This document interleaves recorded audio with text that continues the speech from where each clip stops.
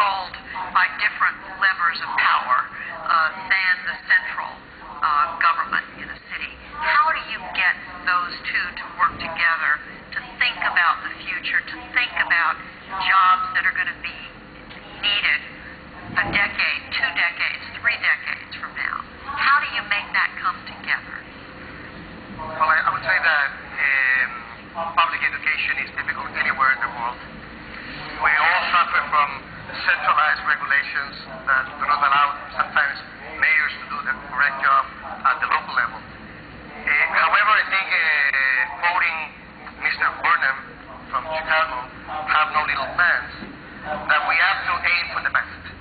When I started being mayor 5 years ago, we had the worst grades in the country, in Peñalolén. And we said we want to be the best, going from the worst to the best. And we cannot do this alone. So what we did is we invited both the private sector and universities. We have agreement with 16 different universities in the country to help us help schools. Not only all of the educational sector, but specific schools. So we created, for example, advisory boards for every school, where we will call one businessman, one professor, and one high-level professional to be part of the board, and to help that principal to manage the school. Not only just to say how could they teach better, but how they manage the school. Just to have an idea, and this applies to most of developing countries, we have $70 per kid per month to have the best quality of education in the world. So you have to do miracles, and in order to do that, you need alliances. Second, we ask, I agree completely with Mayor Daley, we need to teach our kids not only to read, which is a basic skill, or math, but also to use computers. So we have made alliances with Microsoft, with Cisco, with Intel. So every kid in my community will get a degree, a certification in 8th grade and in 12th grade. 2 different certifications to be qualified for technology. And third, I think as important as those, we have asked also the private sector to help us in specific programs. I told Mrs. Daly yesterday that we copy a very good idea of Chicago, which is the after-school matter program. We have started a national pilot in Chile, in my community. And of course, with $70 per kid per month, it's impossible to do. So we have been begging money around with companies. I just heard that Motorola is a good funder of Chicago. So Motorola, you're also in Chile, so you can maybe help us. We ask the national government, we ask community. So I think if we tackle the national government, the community, business people, and introduce them to the real life of teaching in poor schools, public schools, I think we're doing the right job for the future. And I do really think that unless we have the biggest dreams for those kids, we will left them behind. And we cannot afford that. Mayor Daley, pick up on that, because every country is different, every city is different in many respects.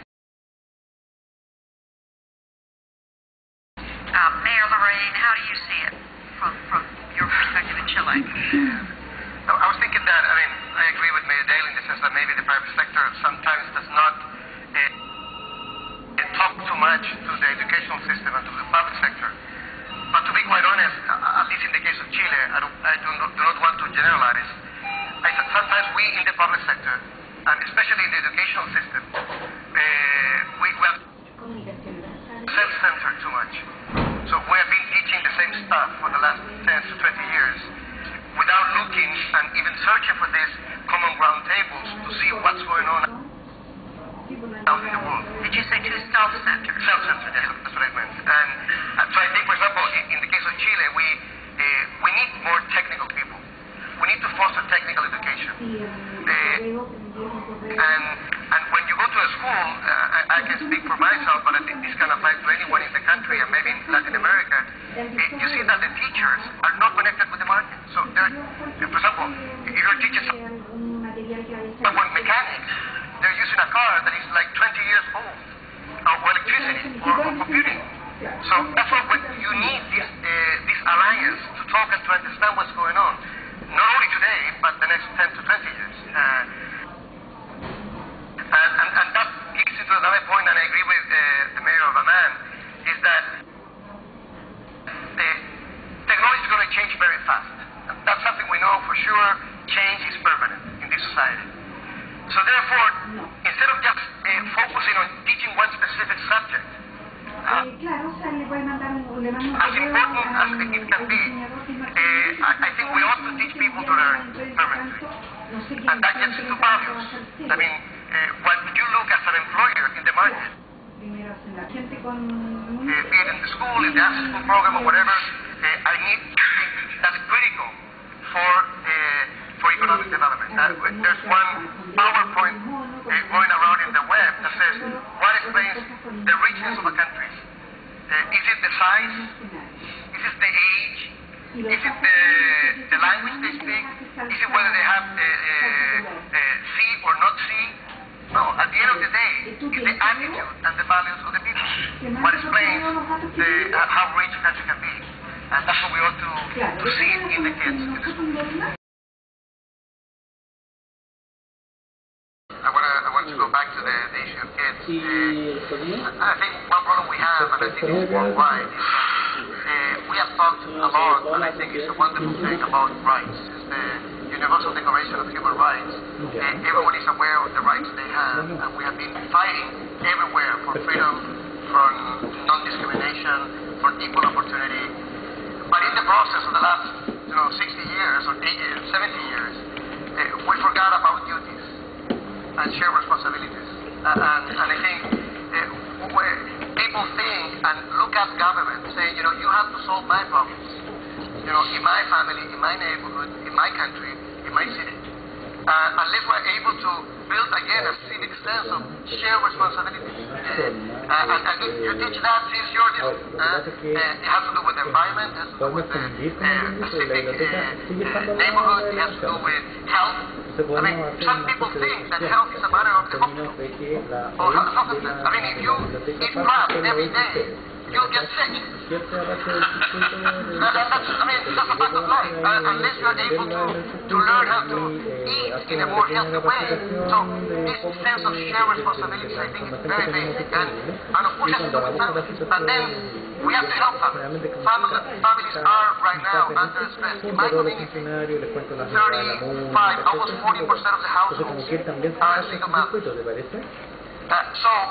unless we have things like after school, sports activities, good jobs for them, good facilities, good health at the local level. I mean, we're asking those families to share their responsibility, but then we're leaving them alone. And we need to help them. And as soon as we go trying to help those kids that get out of their line, because they get into drugs, and we help them, and we have, all of us have programs for them. We also need to highlight the heroes, those youngsters that are doing wonderful stuff. This year we had the first medical doctor graduate from my high school, from my public school in Peñalolén, get to a medical school. So we printed in the city newspaper, front page. We have a world champion of karate. Front page. I mean, and these are kids that come from a very impoverished area with single mothers raising them. So we have to help the families, but also highlight the heroes, so people can follow them as well. Sí, no, por supuesto. Everybody, we've only got a few minutes. Powerful, short, and sweet, and to the point. Mayor LaRae. Well, I think what Mayor Daley was describing about U.S. politics could be applied to any country where I would say politicians rank in bottom half in the list of public popularity. However, I don't know whether I disagree or not with him in the sense that I would like to think that we mayors are starting a new wave of politics. It's not that we are not politicians. We are elected, we run for office. I'm a member of a party. But I would like to see that the type of talking that we have had these last couple of days here, where, believe it or not, mayors that all feel that their city is the best one in their countries or in the world, are listening to one to each other, trying to learn good practices, I wouldn't go too far to be that humble, but at least trying to see what can they learn from each other. And I think that's a new way of doing politics. We're talking about alliances. We're talking about public, private, and not-for-profit sector alliances. We're talking about leadership. The huge need in today's world is leadership. Mike was saying it from Philadelphia. It's very easy to say yes to everything people ask for. It's very difficult to say no and to explain why. But still go to the street and put your ear and to listen and to help people. Even if sometimes you cannot agree to what they ask for. Because you can't or because you disagree with them. So what I would say is, I would like to think that we need, as a world, and as our countries and our cities, a new politics based on values, based on the ability to cross the line, to listen, to learn from each other, and at the end of the day, to still have big dreams, as Burnham had for Chicago 100 years ago. My dream in my city is to have the first cable car to a mountain of 3,400 meters, and we're having a Baha'i temple, the first one in South America.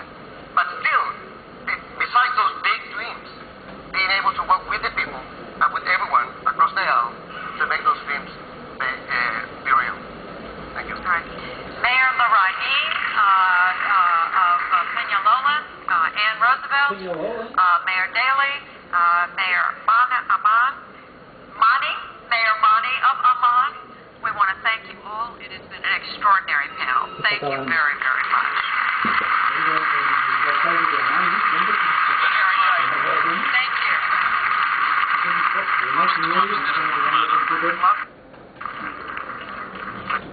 Ya, lo voy a tiro. Listo. This concludes today's event. As a reminder, please leave your headset at your seat. And thank you for attending the 2010 Richard J. Daley Global City